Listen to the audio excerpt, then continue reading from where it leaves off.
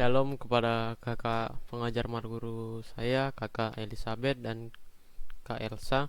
Saya di sini Ganes Tadigo Saragi akan menjelaskan tentang pembagian minggu menurut tahun gerejawi dan warna liturgi. Jadi yang pertama itu ada minggu Advent. Artinya ini minggu persiapan untuk Natal. Diadakan 4 minggu sebelum Natal, tanggal 25 Desember. Nah, simbolnya ini menggunakan warna ungu. Adapun arti warna ungu ini sebagai warna yang paling megah, dipakai untuk menyambut raja, karena itu adalah persiapan kita menyambut kelahiran Yesus sebagai raja. Jadi kita menggunakan warna ungu ini karena dulu biasanya digunakan untuk raja-raja yang menguasai kerajaan seperti itu. Lalu untuk simbolnya itu ada salib jangkar. Itu maksudnya agar memperteguh dan memperkuat akar kepercayaan kita kepada Kristus. Nah, seperti inilah gambarnya. Dan juga nanti ada juga lilin di dalam masa Advent ini. Setiap minggu itu ditambahkan satu lilin. Jadi misalnya minggu pertama itu satu lilin, minggu kedua 2 lilin, dan hingga nanti pada Natal ada 5 lilin. Seperti yang biasa saat Natal ada yang menyalakannya ke depan. Nah, itu kalau sudah Natal itu ada 5 lilin. Lalu yang kedua ada hari Natal. Artinya ini hari kelahiran Tuhan Yesus. Dirayakan pada 24 Desember malam, tanggal 25 dan 26 Desember. Warna yang digunakan di sini adalah warna putih, melambangkan kesucian karena Yesus lahir itu suci. Lalu simbol yang digunakan adalah palungan dan pelangi, itu melambangkan janji dan kasih Yesus yang setia. Nah, seperti inilah gambarnya dengan menggunakan warna putih. Lalu yang ketiga ada Minggu Epifanias. Artinya adalah hari pernyataan Yesus Kristus secara khusus. Itu dirayakan sampai dengan tanggal 6 Januari atau setelah Natal. Menggunakan warna hijau, itu melambangkan masa pertumbuhan, seperti Yesus baru tumbuh. Kemudian simbolnya itu menggunakan bintang bersegi 5. Artinya itu Allah sebagai terang.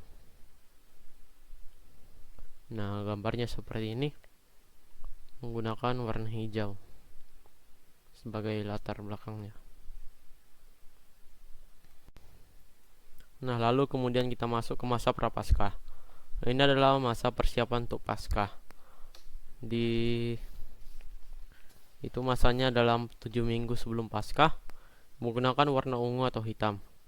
Ada 2 warna karena ungu itu sebagai warna kerajaan, dan juga hitam itu masa berkabung karena sebelum masa Paskah, yaitu meninggalnya Tuhan Yesus. Kemudian dalam simbolnya itu adalah ikan atau iklo. Jika kita melihat ada simbol di sini dengan simbolnya itu IX, OY, dan E. Itu sebenarnya adalah bahasa Yunani dari Yesus. Bacaannya Iktus. Nah, seperti inilah gambarnya, seperti gambar ikan.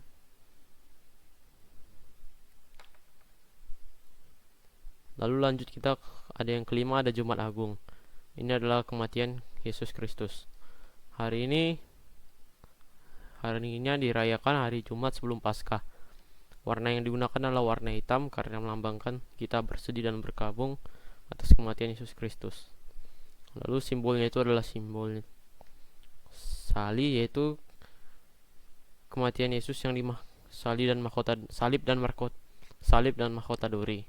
Artinya itu kematian Yesus yang dimahkotakan dengan mahkota duri saat ia disalibkan. Seperti ini lambangnya.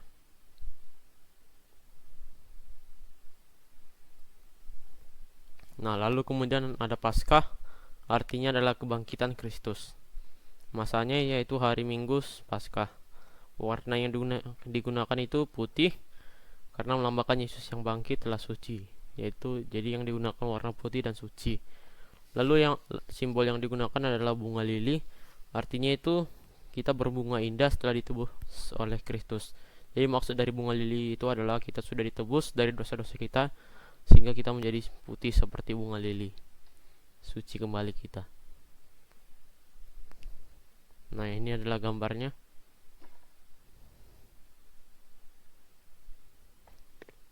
Kemudian kita lanjut, yang ketujuh ada kenaikan Kristus. Penjelasannya itu adalah artinya kenaikan Kristus ke surga. Masanya itu 40 hari sesudah Paskah. Warna yang digunakan adalah warna putih karena melambangkan kesucian. Lalu simbol yang digunakan adalah salib dan mahkota kemuliaan. Itu melambangkan mahkota raja, karena Yesus naik ke surga dan dimahkotai seperti raja di sana. Nah, ini adalah simbolnya. Lalu kemudian ada Pentakosta, itu artinya turunnya Roh Kudus, dan masanya itu adalah 10 hari sesudah kenaikan. Warna yang digunakan itu adalah warna merah, karena melambangkan kita berapi-api setelah diturunnya Roh Kudus, karena pada waktu itu Roh Kudusnya turun dalam bentuk lidah api dan burung merpati. Tapi kalau kepada rasul-rasul itu dalam bentuk lidah api. Oleh karena itu digunakan simbol merah, karena kita berapi-api ingin memberitakan Injil. Lalu simbol yang digunakan adalah lidah api dan burung merpati, seperti yang ada di Alkitab. Saat itu lidah api turun kepada ke-12 rasul dan burung merpati turun atas Yesus saat Yesus dibaptis. Seperti ini gambarnya.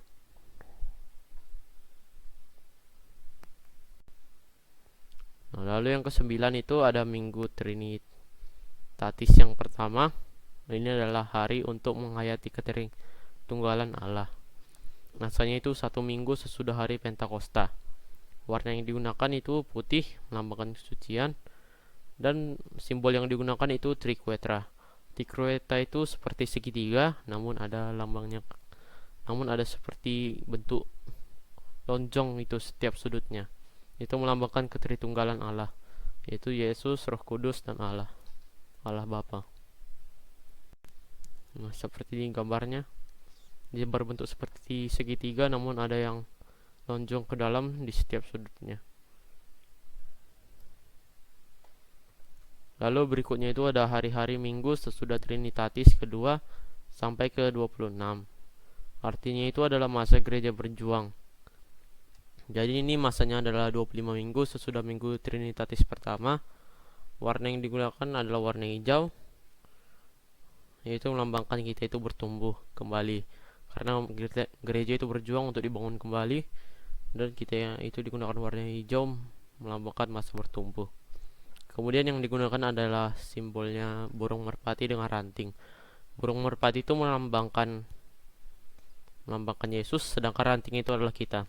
Jadi kita itu dibangun oleh Yesus seperti sarang. Burung merpati adalah Yesus, sedangkan kita adalah ranting-ranting. Artinya kita adalah ranting-ranting bagi Yesus.